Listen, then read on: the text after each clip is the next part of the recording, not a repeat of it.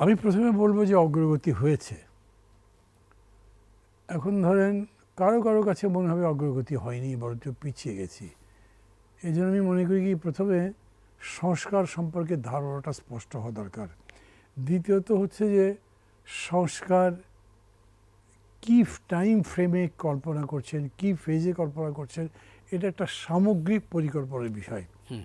ইউরোপের দেশে দেশে গণতন্ত্র নির্মাণে অনেক উত্থান পতন হয়েছে, অনেক সময় লেগেছে, গিলোটিন হয়েছে, শিরচ্ছেদ করা হয়েছে, বহু ঘটনা ঘটেছে। বাংলাদেশের 54 বছরের ইতিহাসে ভার্চুয়ালি গণতন্ত্রকে কোনো প্র্যাকটিস করবার, চর্চা করবার সুযোগই পায়নি গণতন্ত্র।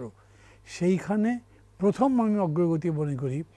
আগে ধরেন দুটো পরস্পর বিরোধী রাজনৈতিক দল বা রাজনৈতিক ব্যক্তিত্ব যদি পাশাপাশি বসতো, কথা বলতে গেলে 10 মিনিটের মধ্যে একটা ঝগড়াঝাটি লাগতো, মন কষাকষি হতো, টক শোতে তোর একজন আরেকজনের চোখ তুলে যে দিতে যায়, এগুলো ঘটনা পর্যন্ত ঘটেছে, উঠে তেড়ে যাওয়ার ঘটনাও আছে। হ্যাঁ, অনেক আছে এরকম। অথচ এই প্রথম আমি দেখলাম, আমি যে কদিন গেছি, প্রথম ফেজে তো প্রায় রেগুলারলি গেছি, এই ফেজেও আমি গেছি, যেটা দেখছি আমি তা হচ্ছে যে দলগুলোর মধ্যে বা নেতাদের মধ্যে সহনশীলতা বেড়েছে। পাশাপাশি দুইজন বসে আছেন, একজন পিয়ারের পক্ষে, আরেকজন পিয়ারের বিপক্ষে। বাইরে তারা ওরকম করে কথা বলছে কি না সেটা তো আমরা জনসভা করে করে দেখিনি এখনও, কেউ কেউ বলছে, বেশিরভাগ বলছেন না। সেইখানে একজন আরেকজন সম্পর্কে যে সমালোচনা করছেন সেটার মধ্যে খুব হুল ফোটানো নাই। কথা তার নিজেরটা বলছেন, তার মধ্যে একটা সোব্রাইটি আছে, একটা ভদ্রতা আছে, এক ধরনের সৌজন্য আছে, এবং কোনো উত্তেজনা কোনোদিন তৈরি হয়নি। একদিনের একটা ঘটনা যেটা পত্রিকায় রিপোর্ট করেছিল যে ওদেরকে সময় কেন বেশি দিন ইত্যাদি, ওইটাও কোনো বড় ঘটনা ছিল না। এবং সেটাও দেখেছেন টিভিতে যারা ভালো করে খেয়াল করেছে, এই দরজা দিয়ে গেছেন এবং ওই দরজা দিয়ে বেরিয়ে এসছেন, আবার আগের মতোই হয়েছে, সেগুলো চলেছে। খুব ইম্পর্টেন্ট কয়েকটা ডেভেলপমেন্ট কথা আমি বলি। ধরেন আমরা তো সংলাপের কী বলে সংস্কারের ব্যাপারে যখন ঐকমত্য করবার চেষ্টা করছি নিজেরা রাজনৈতিক আন্দোলনের পর্যায়ে, আমরা যুগপৎ যারা আন্দোলন করছিলাম, বিএনপি, তারপরে আপনার 12 দল, সমমনা জোট, তারপরে গণতন্ত্র মঞ্চ ইত্যাদি ইত্যাদি, তখন আলোচনার সময় কিছু কিছু বিষয় যেগুলো দেখেছি যে ঐকমত্য হয়নি, সেটা এইবার ওইখানে গিয়ে ঐকমত্য হয়েছে। ধরেন তার মধ্যে আমি যদি একটা বলি, আর্টিকেল 70, 70 অনুচ্ছেদ, হ্যাঁ 70 অনুচ্ছেদ, মানে ওইখানে 3-4টা ব্যাপারে কন্ডিশন ছিল যেগুলি নিয়ে করা যাবে না। এখন সেটা আমরা লিমিট করেছি 2টাতে, এবং এটা প্রায় সবাই এগ্রি করেছে, এর মধ্যে কোনো দ্বিধাদ্বন্দ্বের মতো হয়নি। একটা বিষয় ছিল যে সবাই বলতো, এটা বিশেষ করে যারা আন্দোলন করেছে, রক্ত দিয়েছে, জীবন দিয়েছে, তারা বলছো এই কি বারে বারে এরকম করে জীবন দেব, তার চাইতে এমন করেন যাতে আমাদের দেশে বারবার এর উপরে ফ্যাসিজম ফিরে আসতে না পারে। এইটার অ্যাটেম্প্ট করা হয়েছে। আমি বলবো যে খুবই পজিটিভলি অ্যাটেম্প্ট করা হয়েছে। অ্যাচিভমেন্ট কত পার্সেন্ট হয়েছে সেটা বলবার ক্ষেত্রে হয়তো এক একজন এক এক রকম ভাববে। ধরেন প্রধানমন্ত্রী 2 টার্ম বা 2 বারের বেশি নির্বাচিত হতে পারবে না, প্রচণ্ড বিতর্ক হয়েছে, না এটা কেউ মানতে চায় না, কিন্তু শেষ পর্যন্ত একটা কম্প্রোমাইজ ফর্মুলার মতো আসছে।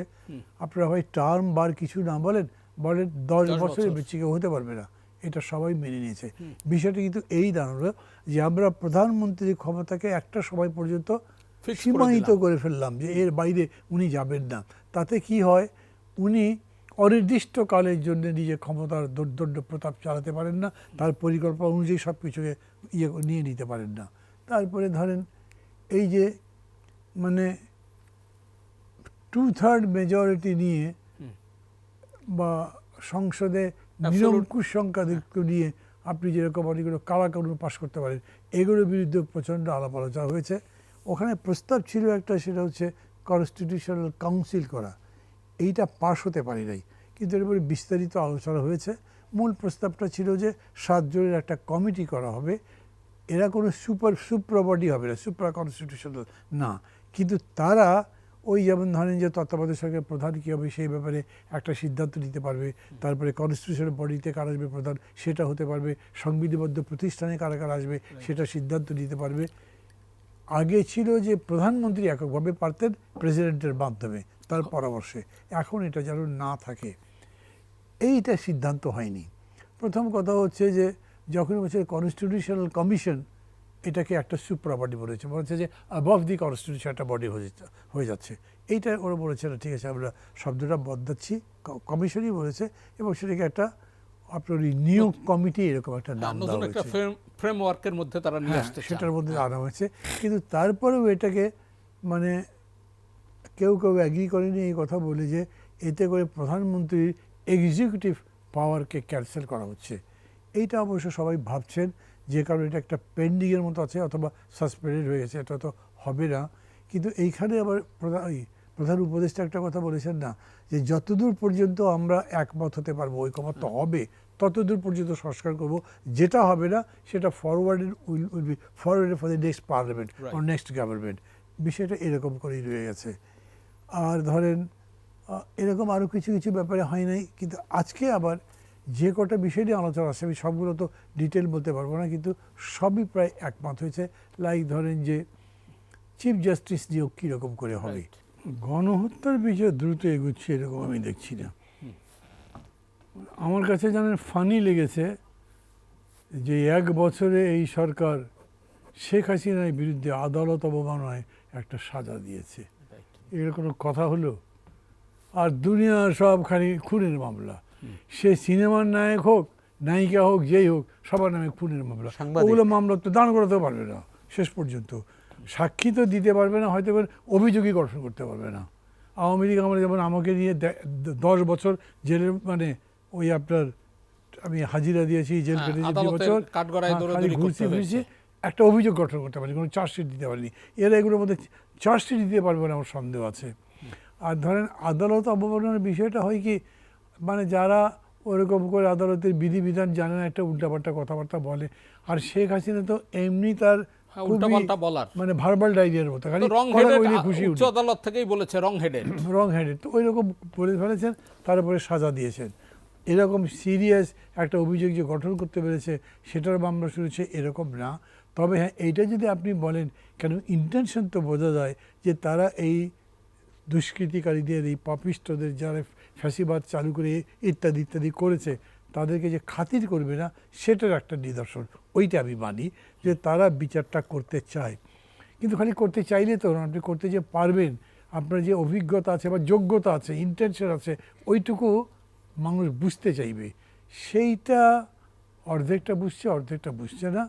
এইটা দৃশ্যমান একটা পদ্ধতি চালু হয়েছে তারপরে নির্বাচন, যেটা প্রফেসর ইউনুস লন্ডনে বলেছেন, এই রকম দৃশ্যমান কিছু হয়নি।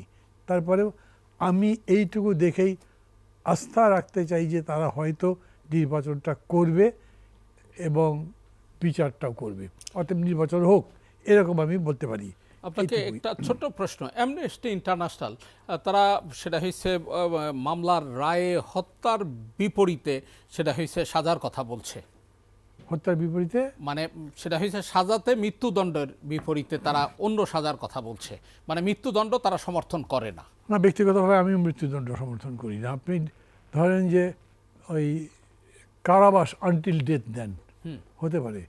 ওরকম জার্মানিতে যারা ওই আপনার গেস্টাপোর সাথে ছিল, নাজি বাহিনীর সাথে ছিল, তাদের অনেককে সারা জীবনের জন্য কারাদণ্ড দেওয়া হয়েছিল, আনটিল ডেথ।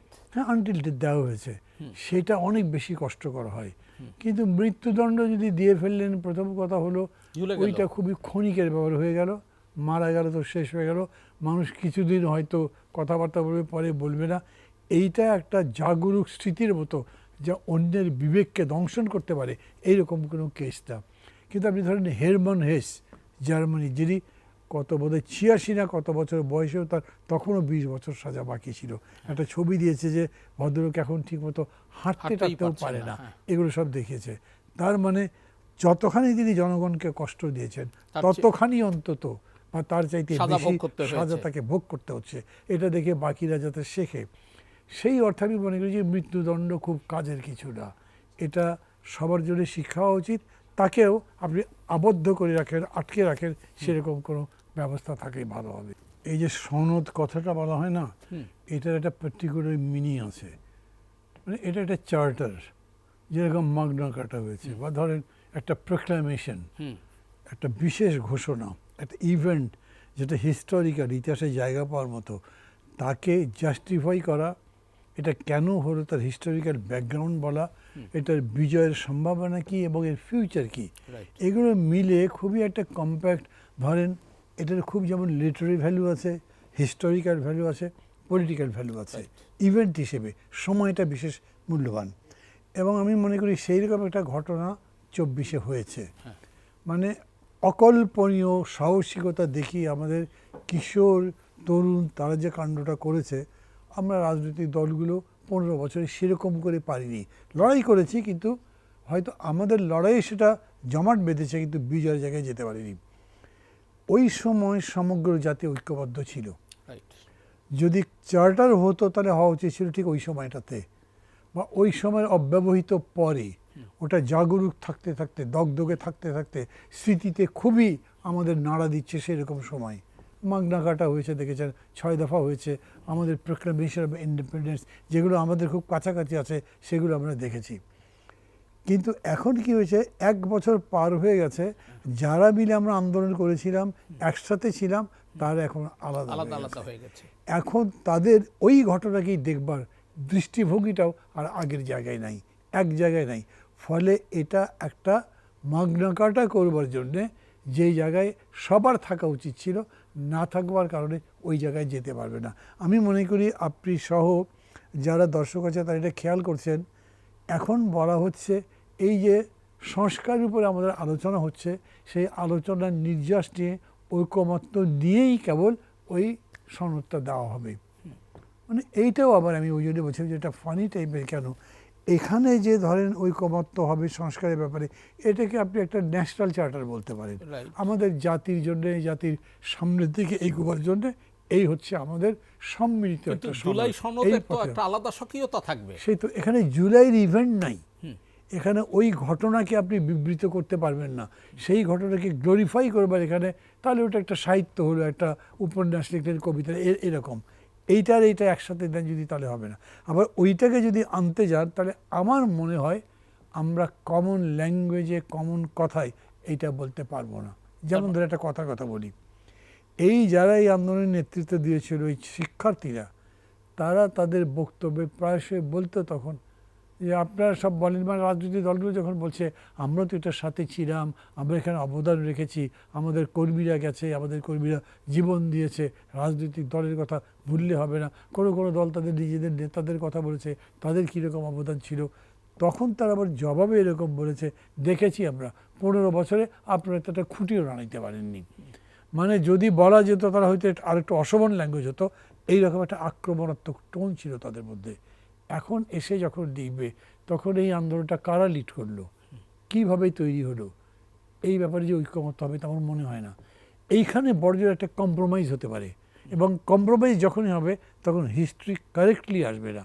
আর আপনি যদি সংস্কারের ঐক্যমত্য নিয়ে আসেন, সেটা তো অল টুগেদার ডিফারেন্ট।